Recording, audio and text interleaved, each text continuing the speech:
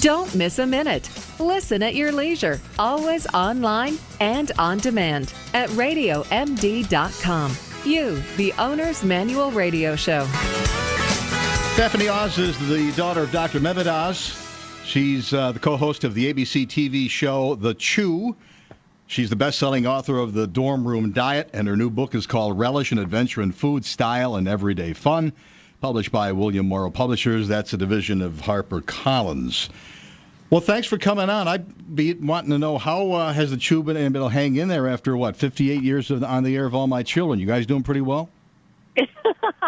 Well, thanks for having me, and it's been fun for us. It's been the last 2 years now. We're wrapping up our second season, and we just feel very, very lucky to be able to chat every day with not only each other. There are 5 of us on the panel. It's myself, Maria Pally, Clinton Kelly, Carla Holland, Michael Simon.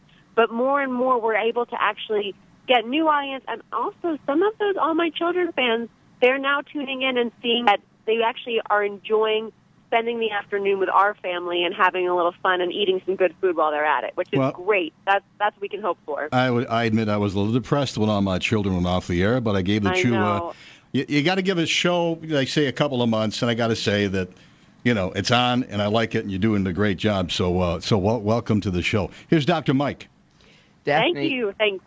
Daphne, hi. The Relish I look at and what you're doing seems to be a modern-day Martha Stewart. It's a wonderful book and some great insights. Well, I thank you for saying that. That's very generous of you. It's funny. Relish for me was sort of the evolution of my philosophy on food, which is that, if I want it to be something that I stick with long-term in a healthy way, and I want health to be my priority, I still have to make delicious my priority. I still have to make it fun and easy and affordable and convenient and delicious and beautiful. And that, for me, was my philosophy about food when I was looking to lose weight in college, and that's sort of what I talked about with Dorm Room Diet.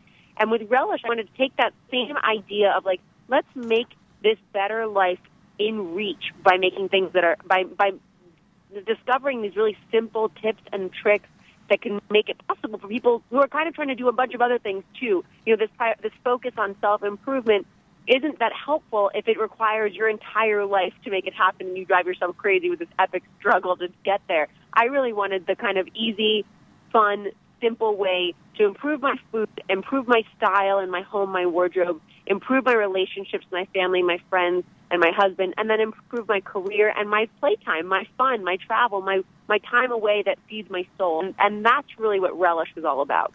Now, I'm going to go through a number of areas that you talk about because I had so much fun with the book.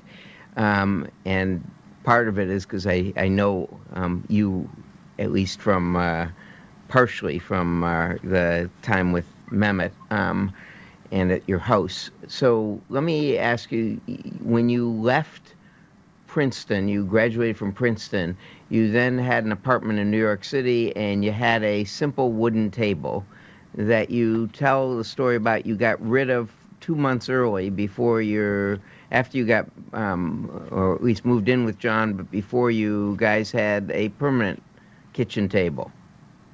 There's an important lesson there, you told us.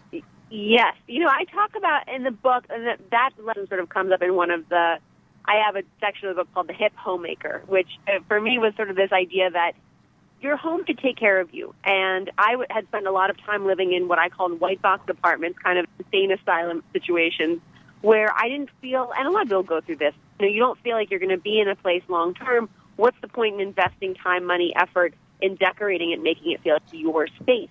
And the reality is, no matter how long you're spending in a place, it is a certain period of time. For me, it was 2 years living in an apartment that didn't feel specific to me.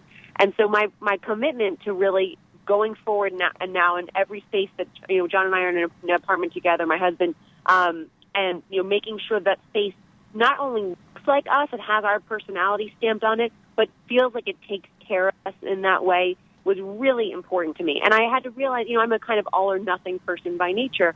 And I realized that I was stopping myself from having not even the willpower, but the inspiration to get my decorating going in a very sort of convenient, affordable, practical way. Because I thought I had to wait until I had everything figured out. I could do the entire house over, this, up, the other, and that just that desire to do it all rather than seeing it as a process and that it's something you collect and sort of curate over time, have fun with, was stopping me from getting to where I wanted to be, which was a home that felt like my own. And the kitchen table story is a great one because, look, I work in food. I love to cook. I love to eat. Sharing that homemade meal with my friends, my family, was so sort of how I showed love. And when I physically didn't have like a space to eat on, we were hovering over the kitchen counter, sort of noshing on little like antipasti things out of their refrigerator every night for dinner, or eating on the floor, Bedouin style, which is romantic for about three meals, and then it gets kind of weird. I realized that I really needed that locus, that place of sort of this is where we come together as a family to eat and to convene and to share the day together. And what I ended up doing was buying a really cheap, like $40 table on Amazon, having it shipped to me. And even though it wasn't the end-all be-all, it wasn't the table I was going to have forever, it was the one that actually grounded our home in the interim. And the lesson for me was don't worry about perfection. I mean, you mentioned before, the idea that this is a lifestyle guide, and it really is, but the goal is never perfection. The goal is to get better, and the goal is to live it more fully, live this moment more fully, and not worry about the next step and the next step and the next step. And one of the other things you state is about a square table and the value of a square table, that you look at one another. Go ahead. Yes. When I was growing up, my mom had bought this giant round table. It was very King Arthur and his knights. And there are there's 6 of us in my family, but there certainly weren't enough for a 10-foot diameter table. And what it ended up creating was this awkward, like, divide between the family, or too much space. We needed a lazy Susan to get just the meal around to each other, or we had to stand up to pass everything. It was just too large. It didn't fit the space, and it didn't make for a really communal convening at the end of the day where you could share conversation easily. We had to yell to get to one another. So she eventually got back to a rectangular table that I really prefer. And I find that it's a great way to seat a bunch of people because you can always sort of squeeze different people along each side. We always had a bench along one side, which is also great because it's very casual and informal, but obviously you can have tons of chairs. But the best part about it is that you maintain decently narrow distance between the person across the table from you, and you can see everyone, you can engage everyone, which I think is a very a wholesome plan to be able to share what the family meal is all about, which is giving you a grounded center to come back to. Now, one of the questions we get from our email line, anyone can ask us questions, udocs, YOUDOCS @gmail.com. One of the questions we got for you when we tweeted in advance that you were on the show was, how do I do this? I've got 2 small kids. How do I try and relish everything, or can I just watch them and relish that? How do I make the time to do better than I'm doing now? I think that's a totally valid question, and that I don't know what her name is, but that's exactly the woman I was writing this book for, because it's the woman that I plan to be one day. John and I don't have kids, but what I realized is that I'm never going to have less going on in my life than I have right now.